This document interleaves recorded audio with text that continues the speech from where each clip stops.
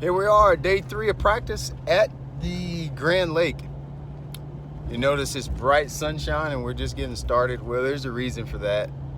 I had a little business to take care of, service trailers, etc. this morning, so I'm just now getting started at 9:42 a.m. So it's going to take me a little while to get on the water. I didn't really have many productive days on the water, so I didn't mind wasting a little time just kind of getting right for the day. But looking forward to getting started. Give you a little background text. We are at, I'm not even sure if I told you that was the right tournament. I'm at Lake Cherokee. I think I said Grand again. I wish I was at Grand. But we're at Cherokee Lake this time in Jefferson City, Tennessee. Highland Lake, kind of a deep, clear place. Smallmouth spotted bass, largemouth. That's the context of the fishing this week.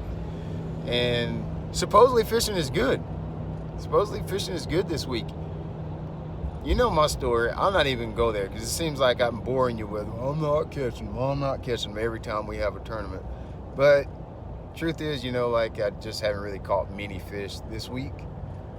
Like I show you guys my practice. I don't really have any reason to lie to you. You're not my competition. But I haven't caught many this week. But this is the last day of practice. I did find one little thing yesterday. I'm trying to look at the lake. I can see a little piece of the lake here. I did find one little thing yesterday that I'm going to try to expand on today. I caught all 4 of my keepers. Let me back up a little bit. All right, let's get started today. Might not see much of me today. I'm just running a chesty only. But this, my friends, is the beautiful Cherokee Lake in Tennessee.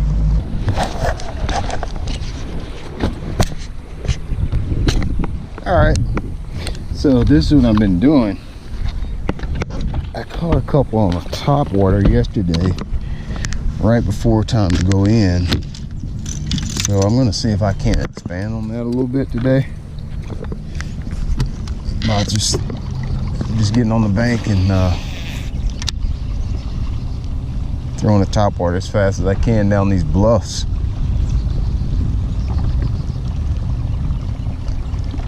So we'll see how it works out. Like I tell you guys, there is smallmouth, largemouth, spotted bass in this place, but mostly I've been catching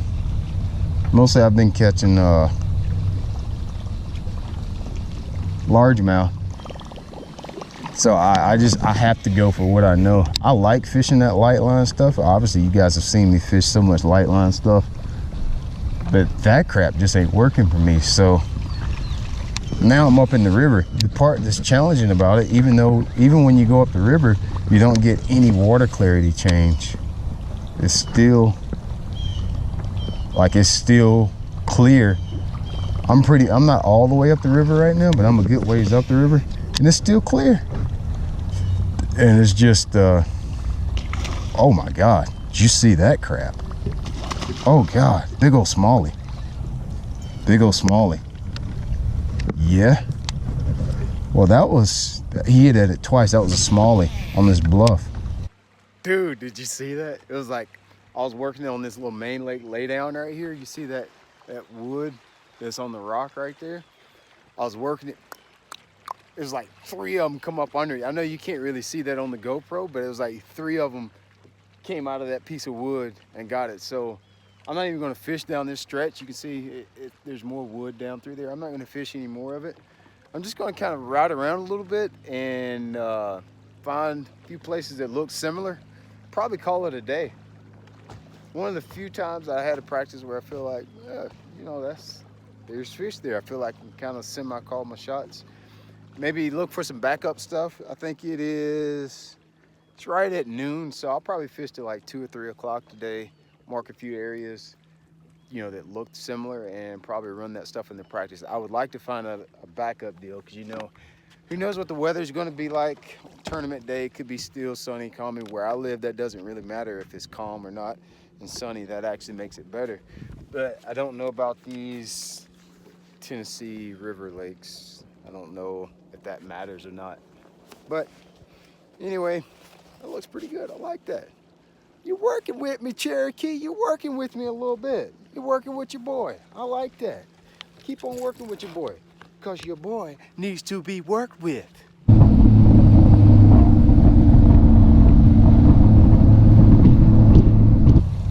I think what I think is going on, I think those stupid smallies are spawning on these bluffs. The water's down. I don't know if you can tell. Well, obviously you can't tell. Water's down like 15, 20 foot. And I've tried like a shaky head and stuff on these bluffs, but I'm not getting bit on that. So I started throwing like a top water, a spook. I didn't even really have any top waters this week, and I got one blow up on it, and I didn't really think much about it. And then I wasn't getting bit on anything else, and I got another blow up. So I'm starting to find out that I think they're bedding. You can't see them. I can see down pretty good, but I haven't seen any fish on bed. They're bedding like just out of sight on these bluffs, is what I'm thinking. And you just roll a top water over the top of them and they just kind of come and get it. That's the first bite I've had on a plopper, actually.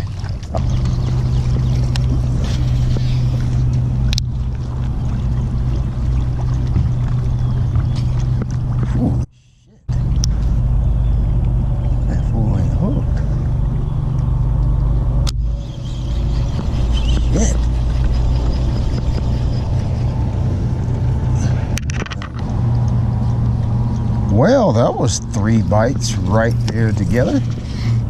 Another one. Maybe 4 bites down this one bluff. So I think it's safe to say you got something. Now, whether or not they'll be keepers or not, we have a 14-inch slot limit this week. That probably is going to get interesting. There's definitely some fish biting. 3 down this one bluff. I think the reason they're using these bluffs like this is the water fluctuates, and they're probably trying to spawn. Even the largemouth, they want to spawn. The water's not high enough for them to actually start laying their eggs on that flatter stuff. They probably would rather lay them around bushes and things like that, but the water's too low. So what I'm guessing is, if they lay their eggs on these bluffs, like on a rock, once, I think that the eggs can hatch in like just a couple days, right? Well, their fry can just go up and down this water, up and down the water column on these bluffs, as opposed to like if it was like say if you laid them over here on the flat stuff, like across the lake, when the water comes up, then there'd be like, the beds would be, number one, the beds would be like under 20 foot of water. And then it would be a long ways away from the fry once they get up to the bank, where they need to get sunlight and survive and so forth. Something like that. I don't know. I'm making up some scenarios in my mind of why. Hold on. I got a phone ringing. That is my wife. Hello, hon. Good morning. How are you today? I'm just getting started. I went to the service trailer yesterday. I mean, this morning, and I'm just I drove to a boat ramp just further up here in the river.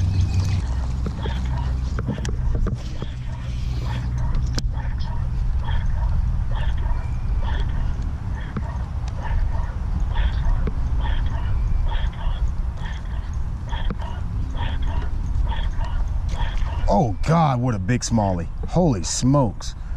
That was a big one. Holy smokes, he still got it. Holy smokes, that was a giant. I'm gonna pull him to the top so I can see him. I ain't hooked him. I got my hooks bent over. Holy smokes, oh, I hope he ain't hooked. Oh, it's a largemouth actually. It was a largemouth. That's a largemouth. Yeah, I didn't hook him because I didn't want to, I don't want to catch these fish. I think they're on bed. That was a largemouth. This is gonna be a fun tournament, actually. Yay. That's a largemouth.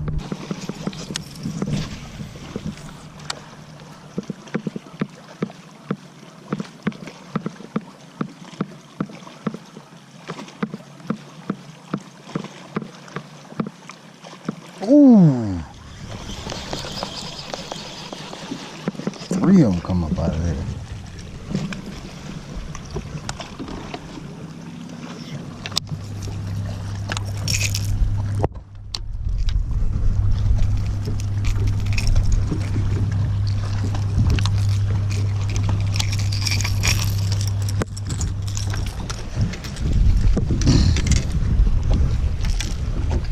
All right. Couple of bites. What about that? Okay, I'm not setting the hook on these fish. I think I told you guys, I already explained why I'm not setting the hook on them.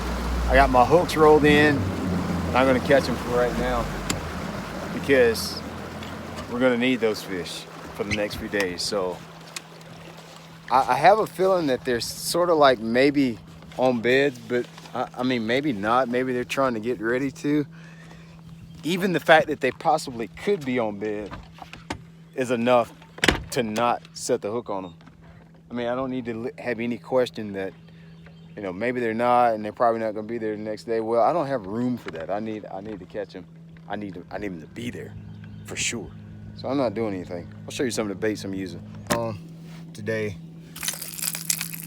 that's a bone colored topwater there. You can see I bent the hooks. I don't know, I just bent that in again and it came back loose. But using that, this is, you know what that is, like a whopper flopper style bait, but that's not a Rivers of Sea. You got a Z-Man swim bait with a flashy swimmer on.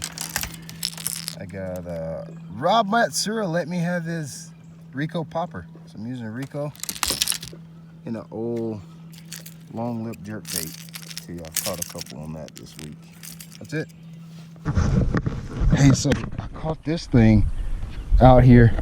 Some fish kept schooling out here in the middle. I'm thinking they're striper because there's a lot of striper in here. So I throw my jerk bait, they come up breaking, I throw my jerk out there. Psh, psh, psh, psh. I had turned my camera off. Actually, my camera was doing something weird. And then, dude, I could have sworn that was gonna be a striper. That is a nice, let's weigh this thing. How much do you think this thing weighs? I don't know how much it weighs.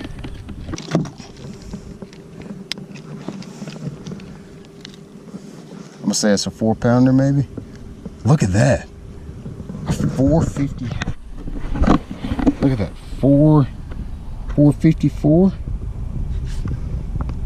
440, 440 on the Rapala. Holy smokes, that's a big one. That's a big. That's a big old big. I kept seeing those fish school out there in the middle. I just knew they were striper. Just knew I was fooling with striper. Had no idea there would be freaking largemouth out there in the middle schooling on bait. There's bait out in the center of these pockets right now. It's a freaking 450, 440 something is what it was. All right, Brad, ready to go ride? Yes. Brooks, you ready to ride? Brooks, you ready to ride? Okay. You ready to ride? Yeah. All right, Brad, what are you doing down there, bud? Putting some candy in these eggs. Oh, eat the eggs. And who are these eggs for? A glass. Your class, because you have what tomorrow? Easter egg hunt. Easter egg hunt. Yeah, baby. That'll be pretty cool. Nice. You're doing a good job. Good stuff.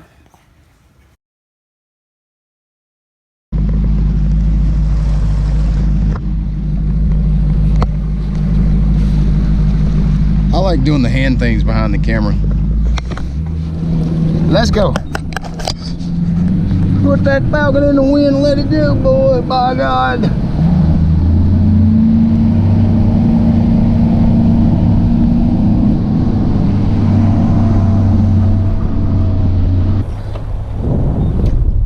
I actually fished in this place one day in practice, and I didn't understand how to fish it quite yet. I think, and there was a lot of bait and stuff in here. So that's why I came back, just to see if I could get bit. It's funny, when you practice, sometimes when you first pull into a place, you see something, and then after a couple days, after you kind of learn about the lake, you can pull into the same place and see the area totally different. And that's kind of where I'm at on this place. I've already fished here, But when I fished here, I didn't know what I knew then. I wasn't even looking at the water the same as I am now. So that's why you got practice. We talking about practice, not the tournament. We're talking about practice. If I can get bit, I think, you know, that obviously that 440 that I caught early on a jerkbait is sort of like a rarity. I don't know what the weights in this event are going to be like, but I feel like if I can get bit, probably be a pretty good tournament. Fishing topwater like this, you know, you're going to lose a few fish. You're going to have a couple of them not get it. You know, if I can land a couple bites, they're going to be, at some point, I'm probably going to catch a good one. 10 or 15 miles away from where I first got bit doing this. But I've had what I would say some better bites where I'm fishing now. So if I could get, I have enough that I just found here close. So if I could figure out how to get 3 or 4 bites in another area right here close, I wouldn't even go. I would say that I fished yesterday until like a day 2, day 3. There's plenty of water to fish like this if I can make it. You know, plenty of this style of water. I've caught them in the backs pockets. I've had bites on the main river too today. First 2 days were kind of wash. Yesterday I didn't even have a keeper bite until 3 o'clock.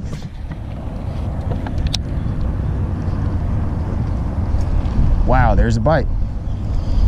There he is. That was a bite. All right, so with that one bite right there, that lets me know I probably can do this.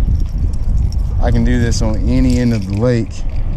And I've had quite a few bites in this one area. So that means I'm still gonna go up the river and lay my eyes on a couple places. But that one bite right there lets me know that, you know, you can kind of do this all over the place. Which is good for me.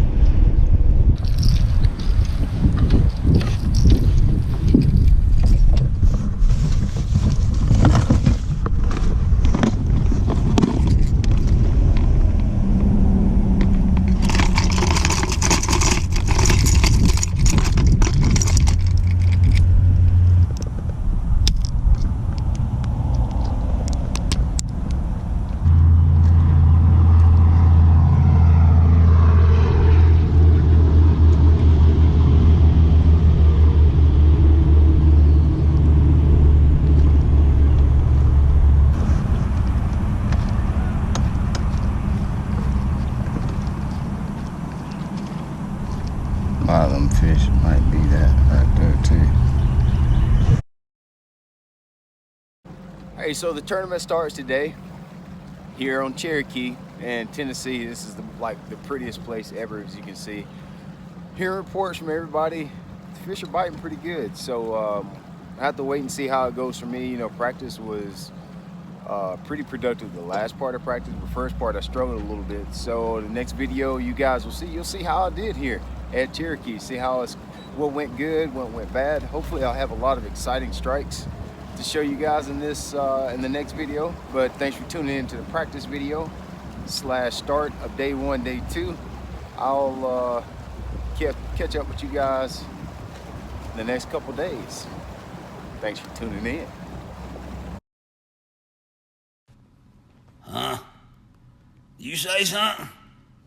I can't see you. What's that smell?